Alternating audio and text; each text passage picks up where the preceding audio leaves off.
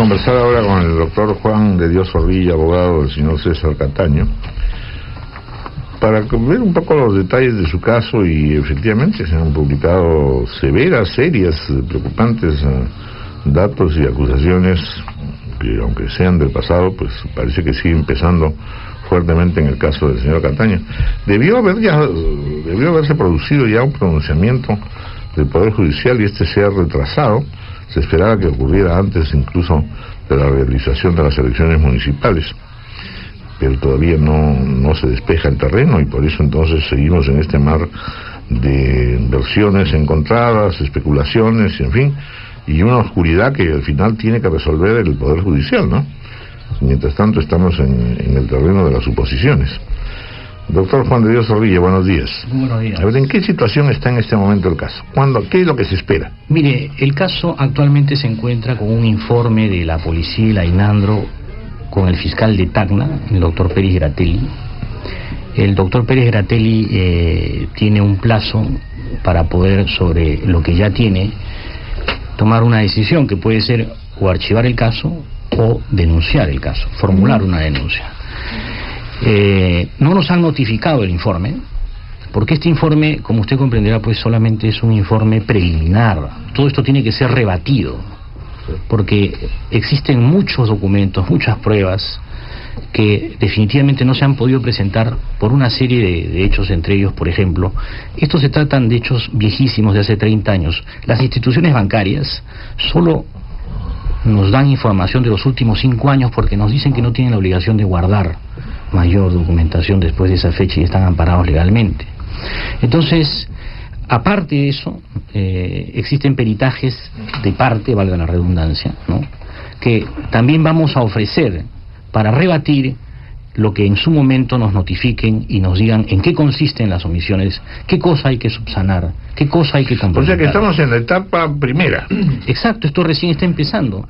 Y como le digo, ¿no?, lo que diga. Pero a todos policía conviene, me imagino que a su defendido también, que se apure esta causa, porque simplemente lo que tenemos es que constantemente, como ha ocurrido en otros casos de narcotráfico, se vuelve a tratar el tema, reiteras el tema, y al final de cuentas, en la opinión pública va abriéndose camino a la impresión de que efectivamente estamos en un caso de un narcotraficante. Y mire que han pasado varios casos similares. Así es. A nosotros nos interesa que este caso se esclarezca completamente y que se judicialice si es necesario, para que esto nuevamente ya no se vuelva a hablar del asunto, ni se vuelva a tocar el tema, ni se vuelva a decir pues que el señor Cataño es un narcotraficante, ¿no?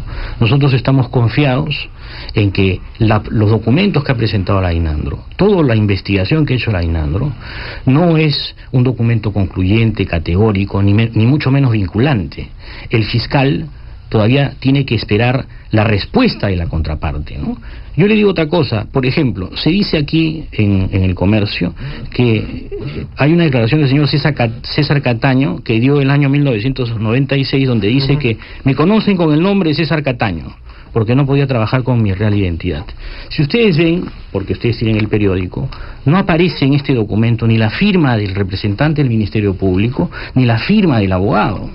Entonces, un documento ofrecido como prueba, que vulnera derechos fundamentales a la defensa, que vulnera el derecho que tiene el Ministerio Público a participar en la investigación policial desde el principio, es un documento que ya de suyo no tiene ningún valor legal. Y esto lo están poniendo, ¿no es cierto?, no sé de qué manera, porque todavía no nos lo han notificado, como si fuera una prueba concluyente y categórica. Y esto no nos lo han no lo han preguntado. No lo que pretende probar ese documento es que el señor Cataño reconoce que se cambió el nombre porque era perseguido por narcotráfico, cosa que él ha negado porque dijo que era porque su papá no sé qué, iba por problemas familiares. Pero una cosa y eso es... nunca nos lo preguntaron, jamás nos lo ofrecieron como pero una prueba. Pero es verdad que han aparecido pruebas nuevas también, documentos que se habían perdido con los que Fiscalía recién está contando, los atestados policiales que vinculan al señor Cataño con los casos de narcotráfico. Fíjate, sobre ese aspecto, ¿no?, los atestados policiales no son islas, los atestados policiales generan juicios, procesos judiciales. Entonces no se pueden ver los atestados policiales de manera aislada, tienen que verse desde el principio hasta el final. Entonces, ¿qué generó el primer atestado? Un proceso judicial en Huancayo. ¿Qué existe judicialmente al respecto? Una resolución judicial de la primera sala de Huancayo que declara prescrita la acción penal. El señor Cataño no tiene ninguna condena y toda persona es inocente en virtud del principio de inocencia, de ser considerado inocente hasta que momentos inclusive antes de que le lean su sentencia. Pero señor Zorrilla, no prescribió porque no lo encontraban, pues porque el señor Cataño pasó a la clandestinidad, se cambió el nombre, nadie lo podía ubicar, entonces... Por supuesto, eso hoy día, es una teoría de la policía, ¿no? Bastante solvente, por cierto, pero lo cierto es que además hoy día lo que se trata de ver es si la fortuna del señor Cataño tuvo origen ilícito, y para eso se debe saber qué cosas estuvo haciendo, dónde trabajaba, cuál es el origen de todo el dinero que maneja el día de hoy. En ninguna parte del documento policial se indica que el origen del dinero del señor Cataño es producto del narcotráfico. Pero hay un desbalance patrimonial de 142 millones de dólares que no se puede explicar. Claro, eso, por ejemplo, esa información que manejan ustedes no coincide con la que manejamos nosotros. No. Nosotros no manejamos ninguna información. Está usted refiriéndose, supongo, a los 42 millones, no, a los 42 millones. Pero eso sí lo han dicho todos los medios. 42 millones. Pero además ese es yo lo que quiero aclarar eso lo ha es dicho el fiscal provincial de Tacna. ¿Usted ha abierto alguna acción contra el comercio? ¿Ha mandado una carta aclaratoria? Mire, yo le voy a decir algo muy importante. ¿Ha pedido rectificaciones? Porque nuestra función no es aquí venir a decir, usted acusa al comercio de tal o cual cosa, porque el comercio sabe lo que hace y enhorabuena que sea el decano de la prensa peruana. Le explico algo muy importante. Nosotros tenemos limitaciones legales para hacer eso, porque en el Código Penal hay una excepción de verdad que se llama exceptio veritatis. Si nosotros planteamos una demanda contra el comercio, los abogados del comercio van a decir, como hay un proceso judicial o proceso penal pendiente, entonces eso está exento de responsabilidad penal.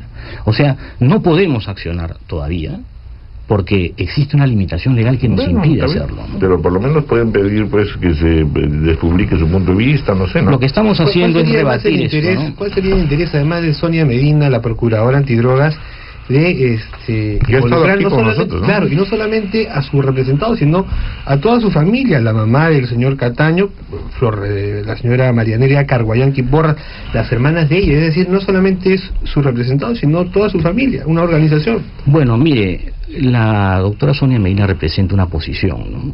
Así como el fiscal, por supuesto, ¿no? Entonces ella está representando su posición. O sea, más bien sería raro que no hiciera eso. Ella está sosteniendo su posición sobre la base de lo que dice la policía. ¿El señor Cataño ha cambiado de abogado? Porque la vez pasada conversamos con otros abogados. Ejercemos una defensa en conjunta con el estudio Roy Freire. Lo que pasa es que el doctor García se tuvo que ir a Buenos Aires por ¿Y dónde está el señor Cataño? Porque la vez pasada vino él. Él está en su casa. Él está en su casa, pero él va, el día sábado va a salir en el programa el señor Lucar a dar una explicación también de todo esto, ¿no? Bueno, está bien, pues entonces ya lo hemos escuchado. La verdad es que mientras no haya una solución judicial estamos todavía en un terreno de especulaciones y suposiciones, pero yo sí creo que deberían ustedes rogarle al fiscal de Tacna que ya apure la cosa, y también las contrarrespuestas vuestras que sean pues convincentes, y no demanden demasiado tiempo, porque si no, simple y llanamente, insisto, la convicción o la idea que la gente tiene con respecto al señor Cataño es fatal. No se confía mucho en lo que pueda alegar o aludir. Que aparecieron finalmente son bastante comprometedores, ¿no? Bueno, pero como le digo, pues son teorías que no han sido confirmadas por la policía. Es un informe policial. Es un informe policial en el que se dice que se encontró pasta básica en su domicilio. Eso pasa por el filtro del sistema judicial, y en el segundo atestado lo absuelven al señor César Cataño. ¿Y sabe por qué lo absuelven? No, en el segundo caso lo absuelven. Pero ese es otro caso que le... Pero ¿por qué lo absuelven? Lo absuelven porque se demostró en ese proceso que eso había sido armado por un mayor de la policía para extorsionar a un comerciante en Huancayo. Pero son casos distintos. Porque el atestado perdido, ese no se absolvió nunca. Por eso. Y ahí había pruebas contundentes aparentemente. Pero mientras no existe una sentencia judicial que lo haya condenado, él sigue siendo inocente por mandato imperativo de la Constitución. Ok. Gracias, señor Juan de Dios Zorrilla, abogado del señor César Cataño. Gracias. 9:01 de la mañana, vamos a hacer una pausa.